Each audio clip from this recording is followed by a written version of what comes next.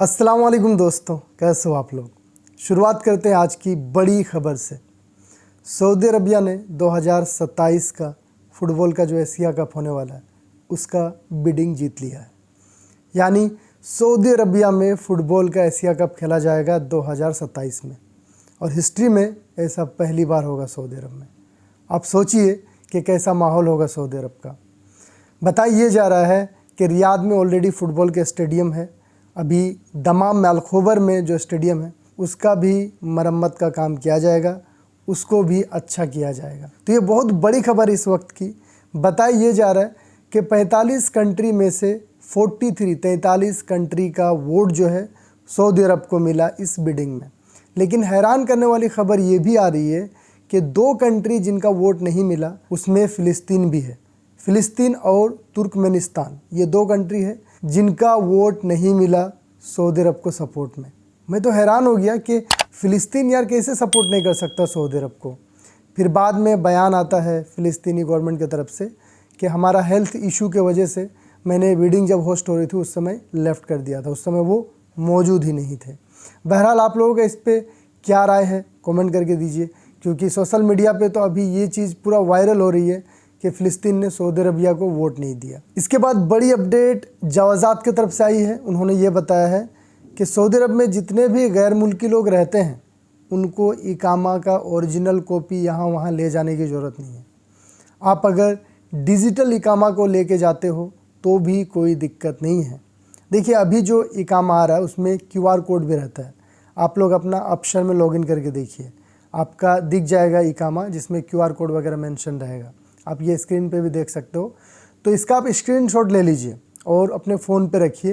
कहीं पे भी मार्केट में जाओ, अगर सूरता बोले तो आप इसको दिखा सकते हो। अगर ओरिजिनल इकामा लेके जाते हो तो भी कोई दिक्कत नहीं है, लेकिन ओरिजिनल इकामा कई बार जब खो जाता है उस समय आपको फिर से बनाने के लिए 1000 रियाल लगता है। इसके बाद एक अपडेट सऊदी अरब का ट्रैफिक अथॉरिटी की तरफ से आया है। कई लोगों का ये सवाल रहता है कि क्या सऊदी अरब में इंटरनेशनल जो ड्राइविंग लाइसेंस है उसका वैल्यू है या नहीं है।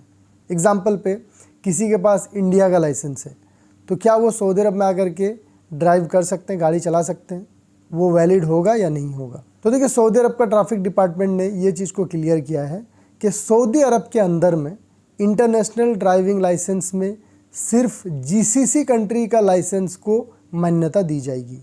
अगर किसी के पास GCC कंट्री का ड्राइविंग लाइसेंस है, GCC कंट्री कौन सा है, दुबई, कतर या अरब देश जितने भी हैं, वहाँ से अगर किसी का ड्राइविंग लाइसेंस है तो वो आकर के सऊदी अरब में गाड़ी चला सकते हैं, रेंट में कार ले सकते हैं। लेकिन यहाँ पे काफ़ी अच्छा ऑफ़र है उन लोगों के लिए जो सऊदी अरब 4 दिन का ट्रांजिट वीज़ा पे आएंगे। अगर उनके पास लाइसेंस है तो वो गाड़ी चला सकते हैं सऊदी अरब में। इसके बाद एक बहुत अच्छी अपडेट मिनिस्ट्री ऑफ हेल्थ की तरफ से आया है। देखिए अक्सर हमारे देश में क्या होता है, अगर आप कोई प्राइवेट हॉस्पिटल में इलाज कर रहे हो किसी का, खुदा ना करे किसी का अगर देहांत हो जाता है, इंतकाल हो जाता है, तो जब तक आप फुल पेमेंट नहीं करते हो तब तक आपको लाश ले जाने के लिए नहीं दिया जाता है। लेकिन सऊदी अरब में ऐसा नहीं है। सऊदी अरब का चाहे कोई भी प्राइवेट हॉस्पिटल में आप इलाज कराओ, इलाज कराते समय अगर बहुत ज़्यादा खर्चा हो गया और वो आप पे नहीं कर पा रहे हो, आपके पास उतना पैसा नहीं है, तो कोई भी हॉस्पिटल के पास ये अधिकार नहीं है कि वो आपका लाश को जब्त करके रखे। आपको ये कहे कि जब तक फुल पेमेंट नहीं करोगे हम लाश को ले जाने के लिए नहीं देंगे। आप लाश को लेके जा सकते हो। इसी तरह से अगर किसी का डिलीवरी हो जाता है, बच्चा हो जाता है और उसके लिए भी उनके पास पैसा नहीं है, तो बच्चे को भी नहीं रोक के रख सकते हॉस्पिटल वाले, आप लेके जा सकते हो। इसके बाद एक update ministry of human resource की तरफ से आया है। 22 फरवरी और 23 फरवरी को 2 दिन की छुट्टी रहेगी सऊदी अरबिया का फाउंडेशन डे के वजह से। नेशनल हॉलीडे तमाम गैर मुल्की लोग जितने भी हैं, चाहे वो प्राइवेट सेक्टर में काम कर रहे हो या गवर्नमेंट सेक्टर में काम कर रहे हो, सबको 2 दिन की छुट्टी मिलेगी। इसके बाद एक खबर रियाद से आ रही है। रियाद पुलिस ने एक सऊदी शहरी को गिरफ्तार किया। उस शख्स ने सऊदी पुलिस सिक्योरिटी का मजाक उड़ाया था। इसके बाद बड़ी खबर आ रही है, आज सऊदी पुलिस ने 3 गैर मुल्की लोगों को भी गिरफ्तार किया है। बताइए जा रहा है इनके पास 220 सिम कार्ड बरामद हुए, जिसमें से 170 सिम कार्ड चालू थे। ये लोग फ्रॉड काम करते थे। इनके पास कई डिजिटल मशीन्स मिले हैं जिससे वो लोग सिम कार्ड को भी खुद से एक्टिवेट करते थे। इसके अलावा कोई भी कॉल आता है उसका लोकेशन को भी वो लोग चेंज करते थे। देखिए यहाँ पे जो फ्रॉड कॉल्स आती है ना, कि आपने लॉटरी जीता है, इनाम जीता है, आईमो वगैरह में कभी बोलते हो लोग, हम लोग बैंक से बोल रहे हैं। तो इसी तरह का काम वो लोग करते थे। बहरहाल पुलिस ने इनको पब्लिक प्रोसिक्यूशन को सौंप दिया है, आगे की कार्रवाई की जाएगी। इसके बाद एक खबर यूएई से आ रही है। देखिए, यूएई में लोग विजिट वीज़ा में जाते हैं, उसके बाद कुछ दिन काम करने के बाद उनको वर्क वीज़ा मिल जाता है, वर्क परमिट मिल जाता है, उसके बाद वहाँ पे काम करते हैं। तो वहाँ पे एक वर्कर गया था काम करने के लिए, एक वर्कशॉप में काम कर रहा था कई महीनों से, और उसका जो कफिल है वो उसको बार बार टालता रहा कि हाँ, तुम्हारा जो विजिट वीज़ा है उसको हम वर्क वीज़ा में तब्दील करेंगे। ऐसा करते करते उसने किया नहीं। लास्ट में वो बंदा फ्रस्ट्रेट हो गया और गुस्से में आकर के जो वर्कशॉप था जहाँ पे काम करता था उस पर आग लगा दी। आग उसमें तो लगी गई, साथ में बगल में जो कंपनी थी वहाँ पे भी आग लग गई, जिसके वजह से भारी नुकसान हुआ। बताइए जा रहा है कि 12 मिलियन दरहम से भी ज़्यादा का नुकसान हुआ। ये मामला कोर्ट में जाता है, फिर कोर्ट ने ये सुनवाई करी कि उस बंदे को ये सारा भरपाई करना पड़ेगा। अब सोचिए 12 मिलियन दरहम कितना दिन में वो पे कर पाएगा।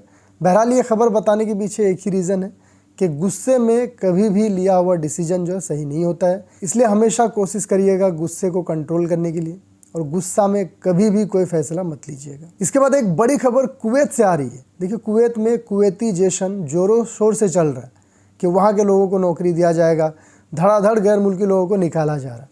तो इसी तरह से जो फिशिंग का सेक्टर है, मछली वाला विभाग, वहाँ से लगभग गैर मुल्कियों की छुट्टी कर दी कुवैत हुकूमत ने। बस इक्का दुक्का ही गैर मुल्की लोग बचे हैं। तो बहरहाल कुवैत के फिशिंग सेक्टर के जो मिनिस्टर हैं, उन्होंने मिनिस्ट्री ऑफ इंटीरियर को रिक्वेस्ट करा है कि भाई गैर मुल्कियों के लिए वीज़ा पे जो पाबंदी लगी हुई है उसको ख़त्म किया जाए और गैर मुल्की लोगों को वीज़ा दिया जाए, क्योंकि पर्याप्त नहीं है, यहाँ के लोग सफिशिएंट नहीं है ये काम करने के लिए।